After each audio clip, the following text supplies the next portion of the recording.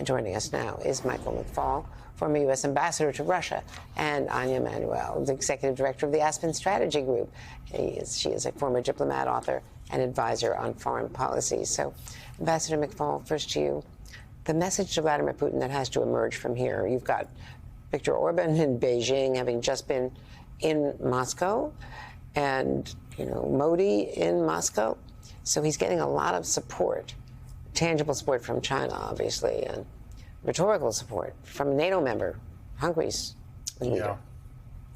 Well, that trip in particular was very disappointing to me. I wonder if Mr. Orban should think about leaving the NATO alliance, right, if he's so enamored with Vladimir Putin. But you're right. The NATO summit has to respond collectively to what Putin did yesterday, this barbaric attack on children with cancer. How more cruel can you be? And I think it has to be more than just a rhetorical response. I think there has to be new commitments, especially air defense systems. That's what the Ukrainians need. They need more air defense systems, more Patriot systems to defend their hospitals. And I hope we'll be hearing more about that in the coming days. And what we're hearing from the American military is that they don't have supplies. They're scouring the world to get, a launcher from here and a battery from there and putting it together, and even taking some from Israel. Yeah, I think this has been one of the biggest surprises of this war. The supply chain and industrial production. That's why I think at the summit tomorrow, if anybody's listening, there's a lot of other news going on in your town here, Andrea, I've noticed since arriving today.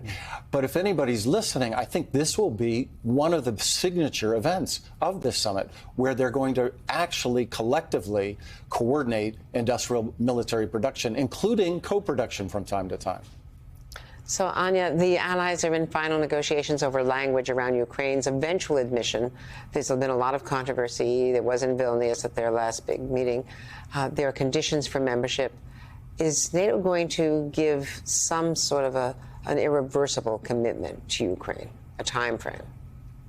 Yeah, Andrea, thanks for having me. And hi, Mike. Nice to see you on here. I hope they do.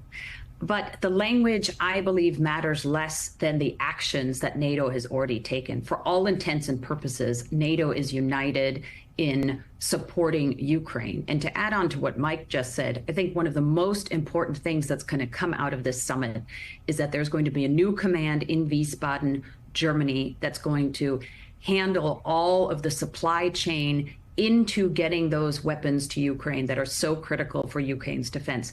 This is really important because it proofs the alliance and what it's doing for Ukraine in a way from all of the politics, the elections we're seeing in France, in the UK, in the US, and moves that out of the hands of what's been a US military operation and makes it really a NATO operation based out of Germany.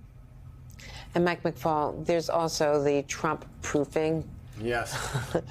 As though one could, but there's so much nervousness among NATO leaders who know how dismissive he was of NATO and dismissive of European commitments, which have been considerable. Rightfully so. He said some very threatening things about NATO, and not just when he was president. Just a few months ago, he said, if you don't pay up, as if that's a protection racket, the Russians can do, and I'm quoting or paraphrasing, whatever the hell they want. That's not a word I normally use with you, Andrea. Right. That's what he said.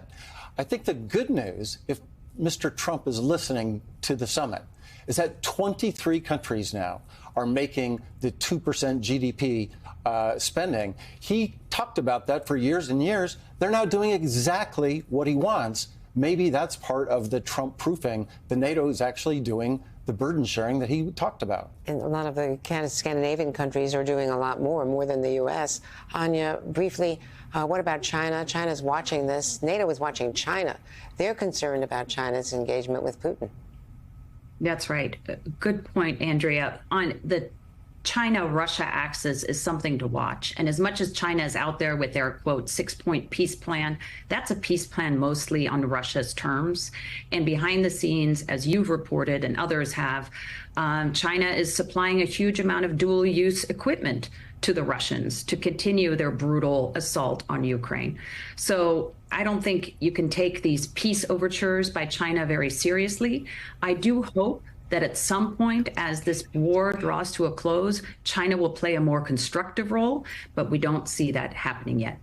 Hey there, MSNBC fans. I'm Luke Russert, and be sure to join me, Rachel Maddow, Jen Psaki, Lawrence O'Donnell, Steve Kornacki, Joy Reid, and many more September 7th in Brooklyn, MSNBC Live Democracy 2024. Click on the link for ticket information. We will see you there.